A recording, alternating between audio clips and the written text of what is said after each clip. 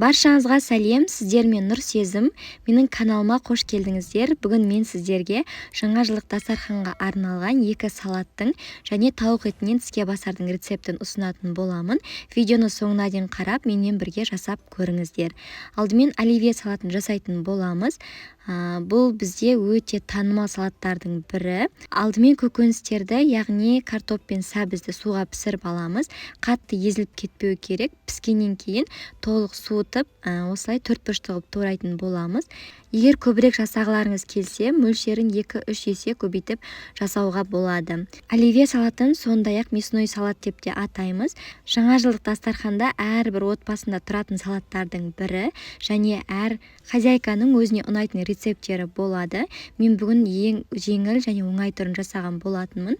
Ал сіздер комментарий бөлімінде өздеріңіздің қалай жасайтындарыңыз жайында бөлісе отырыңыздар. Мен бүгін шұжық қосып жасайтын боламын. Шұжықты әрдайым халал түрін таңдаймын, және шұжықтың орнына ет қоссаңыздар да болады. Сондай-ақ соленый огурцы қосып жіберсеңіздер де дәмі өте керемет болып шығады. Достар, менің каналымда 1 жыл бұрын жаңа жылдық дастархан деген видео шыққан болатын. Сол видеоға қарап, қандай салат, тәттілер пісіруге болады, өздеріңізге идея көрсеңіздер болады. Описание бөлімде ссылкасын қалдырамын. Не болмаса, жоғарыда подсказка батырмасын басып, видеоны толық көре аласыздар. Көкөністерді турап алдық. Ендігі кезекте піскен жұмыртқаны осылай суығаннан кейін тағы да майдалап 4 бөлікті бөліктерге бөлетін боламыз, және осыны біздің салатымызға қосамыз.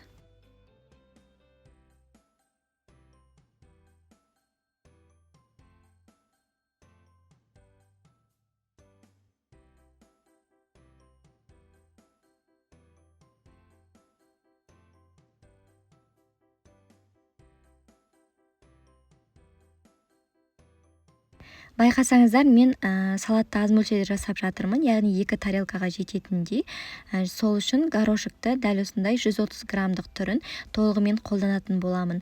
Ал егер мөлшерін бұдан көбірек жасайтын болсаңыздар, горошекті да дәл сол сияқты кішкене үлкендеу түрін қолданасыздар.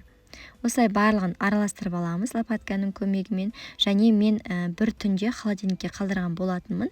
Себебі қонақтар келесі күні келетін болғандықтан сол кезде заправить етіп, бірден қонаққа қоям деп шешкен болатынмын. Сол үшін бір түн холодильникте тұрды, ешқандай майонез қосылған жоқ. Келесі күні осылай майонез қосып араластырып дастарханға қойған болатынмын, және бүгін ерекше формада жасағым келді, яғни мерекелік дастарханға сай етіп жасағым келді. Сол үшін тарелканың ортасына осылай стаканды қойып, шетіне кальцоны қойдым, және осы ашық жерлеріне салатымызды салып форма шығаратын боламыз. Формамыз шыққаннан кейін кальцоны алып, кішкене шет жақтарын жөндеп жібереміз, және үстіне украшение ретінде мен укропты, яғни ас көкті қолданған болатынмын. Ас көкті әдемілеп орналастырып аламыз, және оның үстіне тағы да әсемдік беру үшін гранат, яғни анарды, не болмаса осындай қызыл перецтарды қойып шықсаңыздар, өте әдемі көрінеді. Дастарханға ерекше әдемілік беру үшін дәл осылай жасап көріңіздер. Келесі бізде өте ерекше тіске басардың бірі, және Instagram желісінде көбісі рецептін сұраған болатын, ендеше қабыл алыңыздар. Алдымен көкөністерді, яғни кабачкиді және перецті дәл видеодағыдай турап аламыз. Перецтің бір ғана түрін қолдансаңыздар болады, яғни тек қана қызыл, не болмаса тек қана сары түсін. Мен бұл жерде әдемі көріну үшін перецтің осы 2 түсін қолданған болатынмын.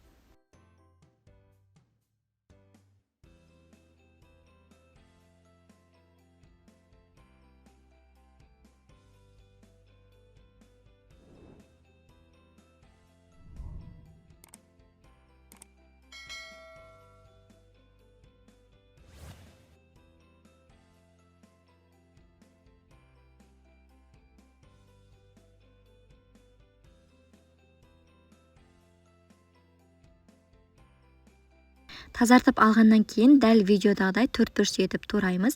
Қатты майдалап тураудың қажеті жоқ, кішкене үлкендеу, ірілеу болса да болады. Барлық көкөністі турап бір ыдысқа жинайтын боламыз.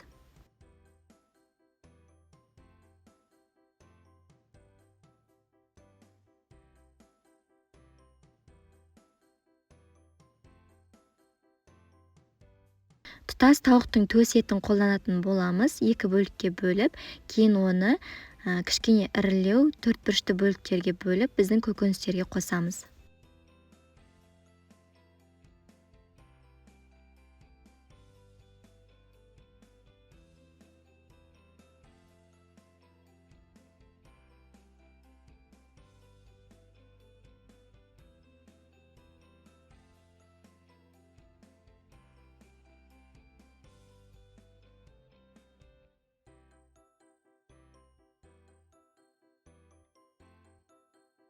Екі шай қасық тұз, 2 шай қасық паприка және құрғақ чеснок деген приправа болады. Соны қоссаңыздар да болады. Не болмаса оның орнына чесноктың бір тісін майдалап турап қосып жіберсеңіздер де болады. Құрғақ болып қалмас үшін сұйық май және 2 ас қасық майонез және 1 ас қасық соя соусын қосып, барлығын бір келкі болғанға дейін араластырамыз.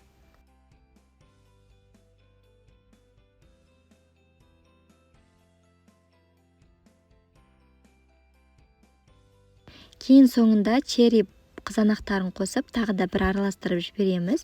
Енді осыны шашлык сияқты шпажкада жинайтын боламыз. Ол үшін бізге деревянный, яғни ағаш шпажкалар қажет болады.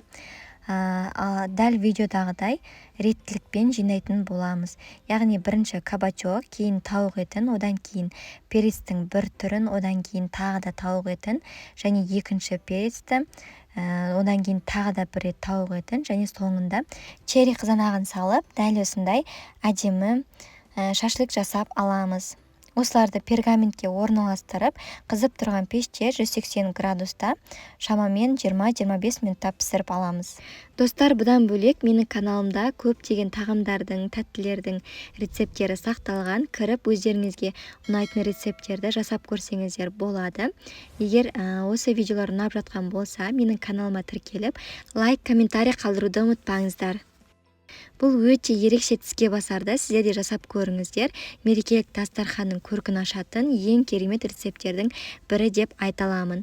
Піскеннен кейін толықтай суытамыз және әдемі ұсыну үшін тарелкаға осындай салатный листьяларды орналастырып, осының үстіне біздің дайын тіске басарларымызды орналастырып, дастарханға ұсына берсеңіздер болады.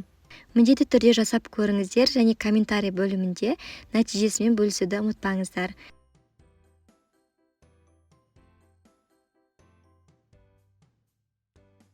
Келесі кезекте өте оңай жасалатын тағы да бір салаттың рецептімен бөлісемін. Бұл жерде баклажанды осылай 4 бұрышты бөліктерге бөліп аламыз және оған кукурузный крахмал қосып араластырып аламыз.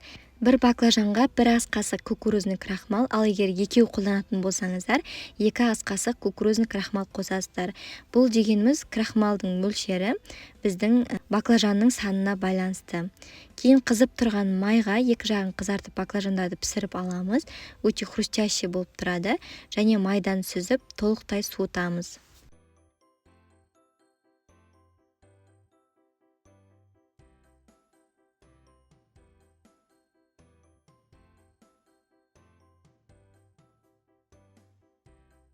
Суыған баклажанға тазартылған черри қызанақтарын қосып араластырамыз. Және бұл жердегі ең басты ингредиент бізде соусы. Соус бізде сладкий чили деген соус қосамыз. Ол салатқа ерекше дәм береді және ең басты ингредиенттердің бірі. Сол үшін дәл осы соусты пайдалануға тырысыңыздар. Көп уақытыңызды алмайды және ерекше дәмді болып шығатын осы салатты мерекелік дастарханға жасауға кеңес беремін. Міндетті түрде жасап көріңіздер және комментарий бөлімінде нәтижесімен бөлісуді ұмытпаңыздар. Достар, бұдан бөлек менің каналымда көптеген рецепттер бар екен, естеріңізге саламын. Описание бөлімдегі ссылкаларға басып, не болмаса осы каналыма кіріп, өздеріңізге ұнайтын рецепті мерекелік дастарханға жасап көрсеңіздер болады. Және видеоның соңында дастарханға ерекше көрік беретін осындай фруктовый нарезка жасап көрсететін боламын. Видеоның соңына дейін қарап, міндетті түрде жасап көріңіздер.